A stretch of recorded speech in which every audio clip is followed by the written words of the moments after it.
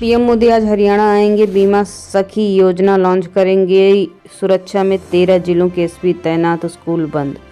प्रधानमंत्री नरेंद्र मोदी हरियाणा दौरे पे हैं। वो पानीपत में भारतीय जीवन बीमा निगम LIC की बीमा सखी योजना को लॉन्च करेंगे। इसके लिए सेक्टर 13-17 में दशहरा ग्राउंड पर पंडाल लगाया जाएगा। 32,000 लोगों के बैठक की व्यवस्था की जाएगी। आयोजन स्थल के चारों तरफ 2 किलोमीटर तक SBG की सुरक्षा तैनात होगी। मध्य प्रदेश कर्मचारी चयन बोर्ड में 881 पदों पर भर्ती। लास्ट डेट 10 दिसंबर। 12वीं पास अप्लाई कर सकते हैं।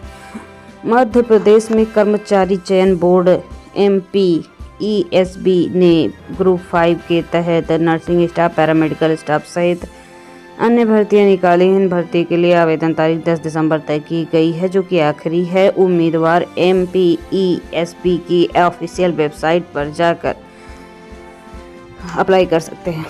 कारीगर 1.5 करोड़ का सोना लेकर फरार। कानपुर में 2 सराफा कारोबारियों को बनाया शिकार। पुलिस ने रिपोर्ट दर्ज कर जांच शुरू की है। कानपुर के एक बार फिर से 2 युवकों ने सराफा कारोबारियों को शिकार बना लिया है। अयोध्या फिल्म फेस्टिवल का दूसरा दिन। हॉलीवुड डायरेक्टर ने फिल्म बनाने की टिप दी। काव्य संग्रह झील की आंखों में विमोचन। देश दुनिया के फिल्मी जगत के सितारों ने अयोध्या फिल्म फेस्टिवल के 18वें दिन में अवध की शाम मानो 4 चांद लगा दिए। दर्शकों ने फिल्म के पीछे मेहनत को बहुत करीब से समझा। फिल्म फेस्टिवल के दिन गुरु नानक अकादमी इंटर कॉलेज सभागार के तीसरे सत्र में दर्शकों ने देश दुनिया से आए कलाकारों को देखा। शाहजहांपुर में पुष्पा 2 देखने के लिए मारपीट हुई। शाहजहांपुर के अंबा सिंप्लेक्स पर उमड़ी भीड़। शाहजहांपुर में शहर के इकलौते अंबा सिंप्लेक्स में पुष्पा 2 फिल्म की स्क्रीनिंग में रविवार को भारी भीड़ जुटाई गई। दर्शकों की संख्या इतनी अधिक हो गई कि पार्किंग की व्यवस्था चरमरा गई। गली में वाहनों को अव्यवस्थित पार्किंग के चलते भीषण जाम लग गया, जिससे राहगीरों को काफ़ी परेशानी उठानी पड़ी। कालाबाजारी और टिकट लूट पे भी विवाद हो गया। दुनिया में अरबपतियों की संपत्ति 10 साल में 121% बढ़ी है। भारत में 263% इजाफा। 185 अरबपतियों की संपत्ति के मामले में इंडिया तीसरे नंबर पर। दुनिया के टेक सेक्टर में सबसे ज़्यादा बिलियनर निकले हैं। बीते 10 साल में इनकी संपत्ति 67 करोड़ रुपए से 3 गुना हो गई है। 203 लाख करोड़ रुपए हो गई है। भारतीय अरबपतियों की संपत्ति 10 साल में करीब 3 गुनी हुई है। लेकिन हाल में चीन सबसे उभरी आर्थिक चुनौतियों में रईस बनकर सबसे ऊपर खड़ा है। UBS के मुताबिक 2015 से 20 में चीन अरबपतियों की संपत्ति सालाना 20% तेजी से बढ़ी। सुखबीर बादल पर हमलावर नारायण चौड़ा अमृतसर कोर्ट में पेश। 3 दिनों का रिमांड बढ़ा। पुलिस बोली लखीमपुर खीरी में हथियार कराने हैं बरामद। पंजाब के पूर्व डिप्टी CM सुखबीर सिंह बादल पर हमला कराने वाले नारायण सिंह चौड़ा को आज पुलिस ने अमृतसर कोर्ट में घसीटा है।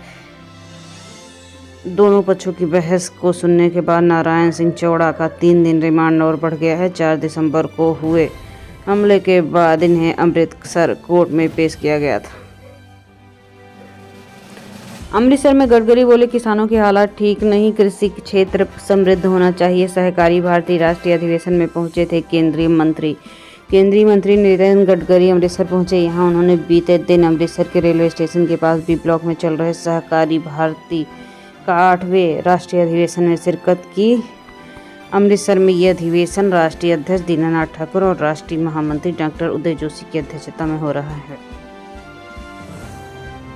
अमित शाह बोले बॉर्डर की चिंता हमें नहीं, हमारे जवान निपट लेंगे। जोधपुर में गृह मंत्री BSF की डॉग ने सलामी दी। ऊंट पर जवानों ने योग किया। केंद्रीय गृह मंत्री अमित शाह ने कहा BSF फर्स्ट लाइन डिफेंस के नाम से जानी जाती है। यही वजह है कि सीमा से अब तक किसी अप्रिय घटना की सूचना नहीं आई। गृह मंत्री ने जरा भी चिंता नहीं की। यही भरोसा रहता है कि हमारे जवान BSF जवान निपट लेंगे।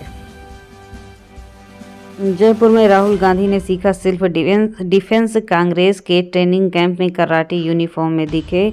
राजस्थान के नेताओं को एंट्री नहीं। लोकसभा में नेता प्रतिपक्ष राहुल गांधी रविवार को एक दिन के दौरे पर जयपुर पहुंचे। राहुल ने खेड़ापति बालाजी समोद में कांग्रेस के नेतृत्व में संगम ट्रेनिंग कैंप में शामिल हुए। 8 दिन तक चल रहे ट्रेनिंग कैंप में सुबह के सेशन में राहुल गांधी ने सेल्फ डिफेंस ट्रेनिंग की। महाराष्ट्र में 103 किसानों को वक्फ बोर्ड का नोटिस। 300 एकड़ जमीन पर दावा किया। किसान बोले, वक्फ बोर्ड हमारी पुश्तैनी खेत को हड़पना चाहता है। महाराष्ट्र में किसानों ने शनिवार को आरोप लगाया कि राज्य वक्फ बोर्ड उनकी जमीन पर कब्जा करने की कोशिश कर रहा है। दरअसल करीब 300 एकड़ जमीन पर दावे का मामला महाराष्ट्र स्टेट वक्फ ट्रिब्यूनल चला रहा है। शरद पवार बोले, महायुति की जीत से लोगों में नाराजगी, पार्टियों को मिले वोटों और जीती सीटों में अंतर। फडणवीस बोले, देश को गुमराह न करें। महाराष्ट्र विधानसभा चुनाव रिजल्ट। एनसीपी एसपी प्रमुख शरद पवार ने सवाल उठाया। पवार ने कहा है, यही सच है कि हम हार गए। हमें चिंता नहीं करनी चाहिए बल्कि लोगों के पास जाना चाहिए क्योंकि रिजल्ट को लेकर लोगों में कोई उत्साह नहीं दिख रहा। ट्रंप अवैध प्रवासियों को अमेरिका से निकालने पर कायम। कहा, पैदा होते ही यूएस नागरिकता मिलने का अधिकार खत्म करूंगा। नाटो छोड़ने का भी विचार। डोनाल्ड ट्रंप ने एक टीवी चैनल में दिए इंटरव्यू में राष्ट्रपति पद की शपथ लेने के बाद अपने एजेंडे का खुलासा किया है। ट्रंप ने एक बार फिर अमेरिका में रह रहे अवैध प्रवासियों को देश से बाहर निकालने का प्लान दोहराया है। साथ ही उन्होंने ड्रीमर्स प्रवासी की सुरक्षा के लिए कदम उठाए हैं।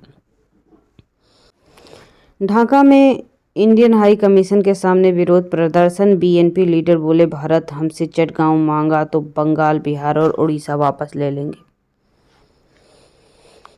राजधानी ढाका में इंडियन हाई कमीशन के सामने लॉन्ग मार्च निकाला गया। इस दौरान बीएनपी लीडर रूहुल कबीर रिजवी ने भारत विरोध बयान दिया है। बांग्लादेश की राजधानी ढाका में बांग्लादेश नेशनलिस्ट पार्टी बीएनपी ने रविवार को इंडियन हाई कमीशन के सामने भारत के विरोध में लॉन्ग मार्च निकाला। हालांकि पुलिस इस मार्च को रोकने में सफल रही। इसके बाद बीएनपी के एक प्रतिनिधि गुट को पुलिस की मदद से इंडियन हाई कमीशन को ज्ञापन सौंपने की इजाज़त दी गई है।